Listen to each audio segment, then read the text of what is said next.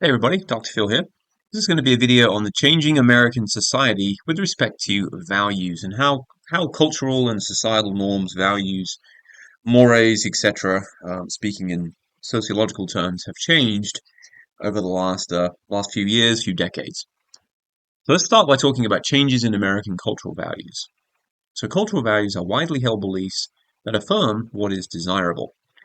Observable shifts in behavior, including consumption behavior, often reflect shifts in cultural values. Therefore, it is necessary to understand the underlying value shifts in order to understand current and future consumer behavior. And with regard to applications in consumer behavior, Americans continue to value an active approach to life. Although less than half of all American adults exercise regularly, most Americans take an active approach to both leisure and problem-solving activities. If we look on the right-hand side, and the picture we see here, this ad for the Broadmoor is consistent with American values for leisure, activeness, sensual gratification, and risk-taking. It shows how the Broadmoor is designed for active leisure. This luxury resort offers a variety of activities, from golfing to fly fishing. Now, continuing with the theme of changes in American cultural values, we can now turn our focus to environment-oriented values. And these really prescribe a society's relationship to its economic and technical, as well as its physical environment. And obviously, this differs between, for example, developed and developing countries. Other oriented values can reflect a society's view of the appropriate relationships between individuals and groups within that society. And other oriented values, although far from being free of racial, religious, ethnic, or class prejudice, American culture is evolving toward valuing diversity more than uniformity.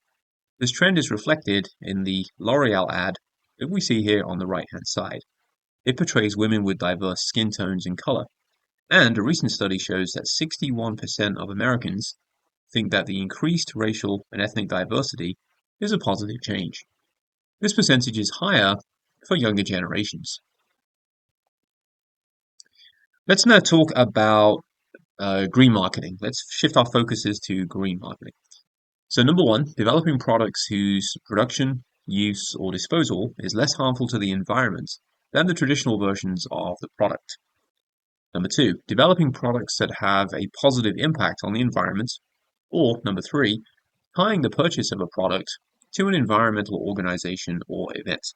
So, for example, the Coca-Cola company did their very successful World Without Taste campaign to try to draw attention to, their green sort of ESG, environmental, social, and governance initiatives. Now, continuing with the theme of green marketing, overcoming biases is critical to the success of green marketing. For example, American drivers are mixed in their support of electric vehicles. While drivers believe electric cars are better for the environment than gas-powered vehicles, electric cars are also viewed as more costly and less reliable. Environmentally friendly products such as the Volkswagen ID.4, it's their fairly recent electric SUV, also must provide consumer benefits to be successful. For example, this electric vehicle can be charged at the owner's home via a wall charger in the garage. Now let's talk about green marketing and regulation. So the FTC, for those of you that are not familiar with the FTC, that stands for the Federal Trade Commission. The FTC has updated its green guides relating to environmental claims. Some key elements of the revised guides include number one, qualifying claims, and number two, third-party certifications and seals. Thus, firms must avoid what we call quote-unquote greenwashing, promoting environmental benefits that are unsubstantiated and on which they don't deliver. So it's true to say that there are some companies that have realized, it's sort of all in vogue to be quote unquote green, and they've done a somewhat good job, and I say good tongue in cheek, of making it sound like they're more environmentally friendly, perhaps more, environmentally conscious than they may otherwise be. Let's talk about CRM, cause-related marketing. So cause-related marketing, again, CRM. CRM is marketing that ties a company and its products to an issue or cause with the goal of improving sales or corporate image while providing benefits to the cause. So many of you may be familiar with the pink ribbon over here. This, of course, is for breast cancer. So that's just one example of a cause-related marketing. So continuing with the theme of cause-related marketing, CRM, companies associate with causes to create long-term relationships with their customers, building corporate and brand equity that eventually should lead to increased sales. So it may not happen straight away, but that's the plan long term. The Dove self-esteem ad represents cause-related marketing.